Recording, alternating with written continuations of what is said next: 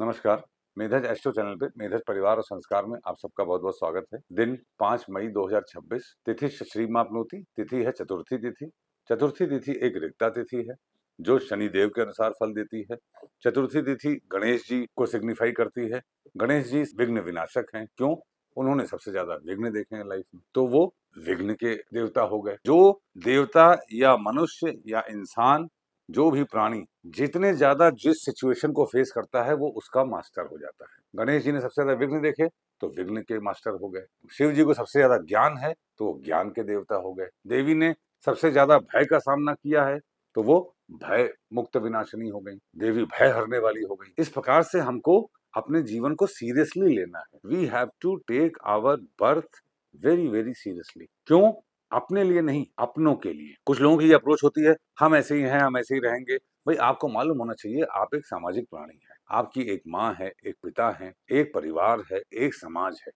आपके किसी भी एक एक्ट से बहुत लोग इफेक्टेड होते हैं। एक आदमी कमाता है तो पूरा परिवार खाता है। एक आदमी पैदा होता है, पूरा परिवार उसको इससे खुश होता है या उसका उल्लास मनाता है। एक आदमी मरता है, उससे पूरा परिवार इफेक्टेड होता है। हम एक एक्ट करते हैं, ऐसा हो, अगर हम जानवर नहीं हैं तो और इंसान हैं तो ऐसा हो ही नहीं सकता कि हमारे किसी एक्ट से सिर्फ हम ही इफेक्ट होते हों। मैंने पहले ही कहा था सूर्य सबसे ज्यादा क्रूर ग्रह हैं। पहले आप ऋषि मुनियों की जितनी भी कहानियां पढ़िए, मैंने भी पढ़ा, वहां गए, वहां विवाह हुआ, वहां उनसे बच्चा हुआ, बच्चा पैदा करके ऋषि चले गए। फिर वहां गए, अर्जुन वहां गए, उनसे घटोत्कच हुआ, उनकी मां से ही नहीं मिले।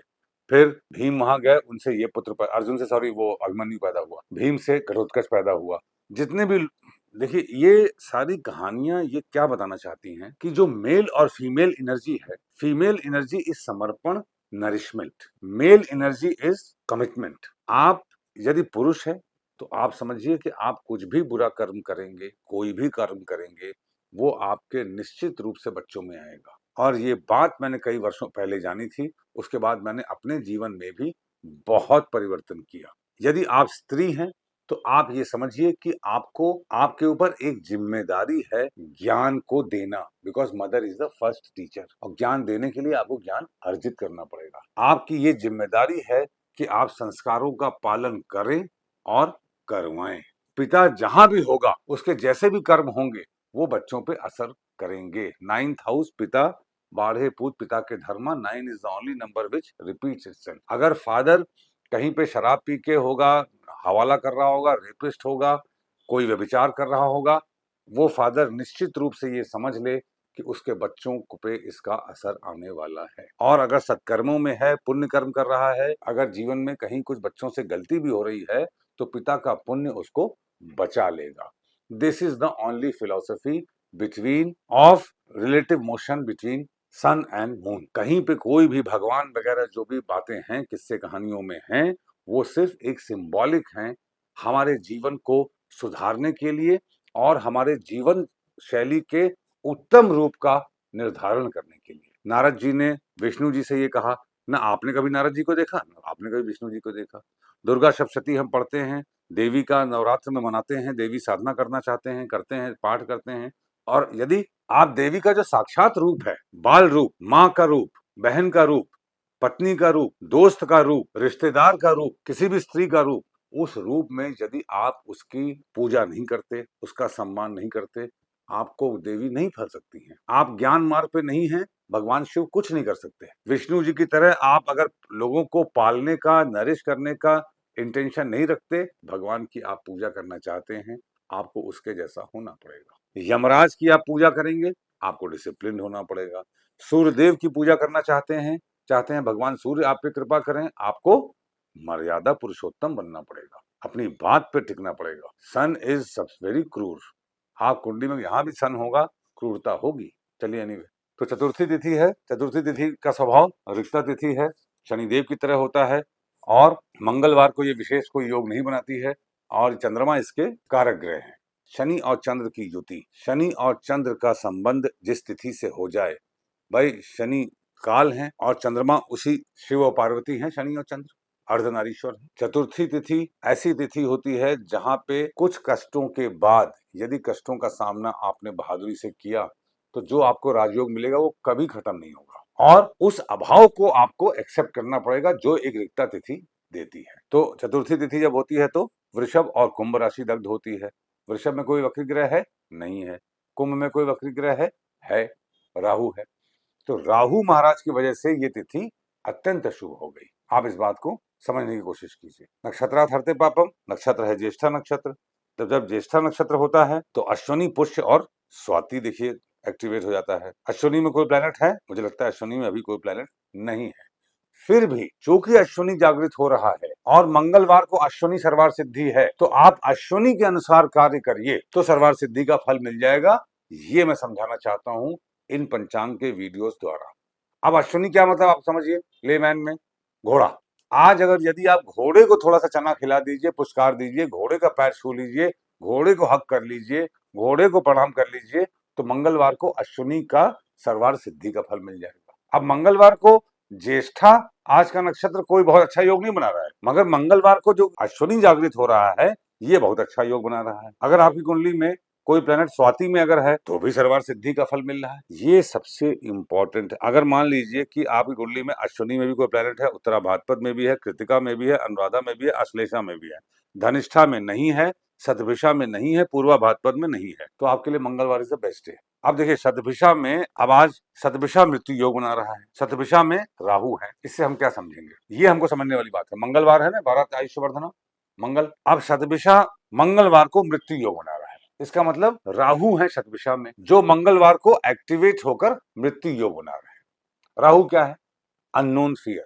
मंगल क्या है? करेज। आज के दिन आप अपने अननोन फियर से यदि सामना करें और उसको सॉल्व करने की कोशिश करें, राहु आपको अननोन फियर खत्म कर देंगे, मंगल खत्म कर देंगे। अगर आपकी कुंडली में धनिष्ठा में कोई प्लैनेट है तो उत्पात योग है। तो धनिष्ठा क्या है? अनाउंसमेंट का है। अगर आपकी कुंडली में धनिष्ठा में कोई प्लैनेट है, आप कोई भी अनाउंसमेंट कीजिए ही मत, गाने बजाने कीजिए ही मत, ज्यादा बात कीजिए ही मत, ज्यादा बोलिए ही मत, अपने बारे में डिस्कस ही मत कीजिए। इस तरीके से पंचांग को फॉलो करना is making astrology your lifestyle. योगात रोग निवारण योग है शिव योग। अब शिव योग पूर्वाषाढ़ा नक्षत्र में होता है। पूर्वाषाढ़ा क्या है? Ideal man, complete man. Purvashadha में जो लोग होते हैं बड़े आइडियल और कंप्लीट टाइप के होते हैं, डिसेंट टाइप के होते हैं। उनको आप देखेंगे तो लगेगा भाई he is a decent boy, he is a decent, she is a decent woman, good woman. आप गुड बनने की कोशिश कीजिए। पूर्वाषाढ़ा युद्ध का की प्लानिंग का है।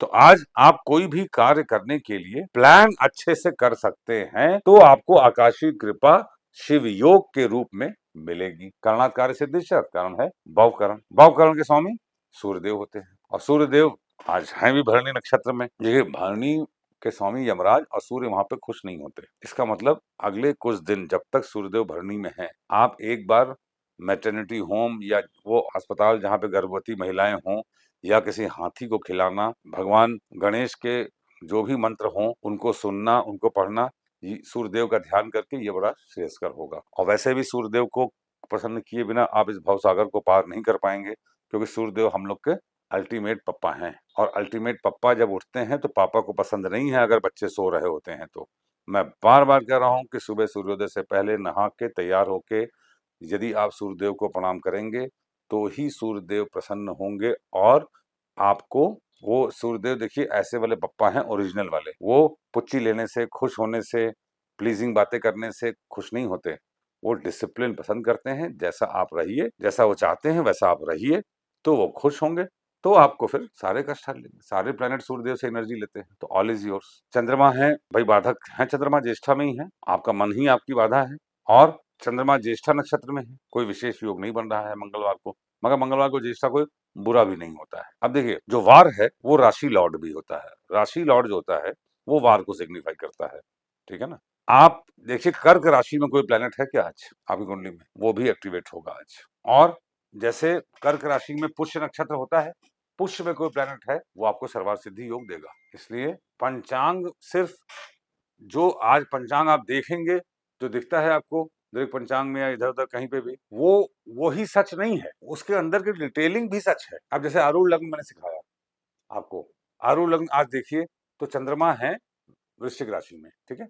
वृश्चिक के स्वामी मंगल मीन में है जो वृश्चिक से 5 घर आगे है। तो अब मीन से 5 घर आगे जाएंगे तो कर्क आ जाएगा। आरूढ़ मतलब चंद्रमा कर्क जिस राशि में, जिस भाव में आपकी कुंडली में है, देखिए राशि आरूढ़ नहीं है, ये भाव आरूढ़ है, क्योंकि मैंने भाव की संख्या गिनी है। कर्क जिस भाव में आपकी कुंडली में है, चंद्रमा को उस भाव में बैठा जानकर एक्टिविटी वैसी होगी फॉर रिजल्ट ऑफ चंद्रमा इन वृश्चिक राशि। इसको मैं फिर से एक्सप्लेन करता हूं। आरूढ़ 3 प्रकार के होते हैं, आप ध्यान से सुनिएगा। वी आर डूइंग सीरियस, अगर ये पंचांग की डेली जो रूटीन प्रोटोकॉल वाली चीजें हैं, ये अगर मैं शॉर्ट में बताऊं तो, बाकी अगर आप लोग समझ चुके हो तो मैं डिटेल में ज्योतिष के कुछ मर्म भी आपको बताऊं, दिन को समझने के लिए, जिनको मैं खुद भी फॉलो करता आ रहा हूं सालों से, और मैंने इसका रिजल्ट साक्षात होते देखा है। तो आप देखिए, चंद्रमा है वृश्चिक राशि में, ये एक सिचुएशन जो आपको प्रकृति ने आज दी है।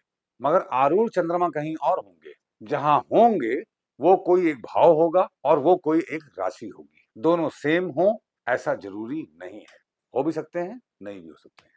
तो अभी तक हम लोगों ने भाव आरूढ़ की बात की है, राशि आरूढ़ की बात जब आपकी इस पे प्रैक्टिस हो जाए तो लिख दीजिएगा कमेंट में, तो मैं राशि आरूढ़ की बात भी करूंगा। तो आज का चंद्रमा आपके वृश्चिक राशि में है। आज वृश्चिक आपके कुंडली में कहाँ पे है आप देख लीजिए। मकर है तो एकादश में है, मेष है तो अष्टम में है, कर्क है तो पंचम में है। हर भाव का मतलब आप जानते ही हैं कि किस भाव का क्या मतलब है। अगर पंचम में है तो संतान, प्रेम, महत्वाकांक्षा, रोमांस। सप्तम में है तो स्पाउस, डेली रूटीन, रोजगार। छठा है तो ऋण, रोग, शत्रुता। अष्टम है तो ससुराल, अपने दोष, ऑकल्ट साइंस, मिस्टीरियस एक्सेट्रा। द्वादश है तो खर्चे, एकादश है तो लाभ, दशम है तो कर्म, नवम है तो भाग्य, पिता इत्यादि।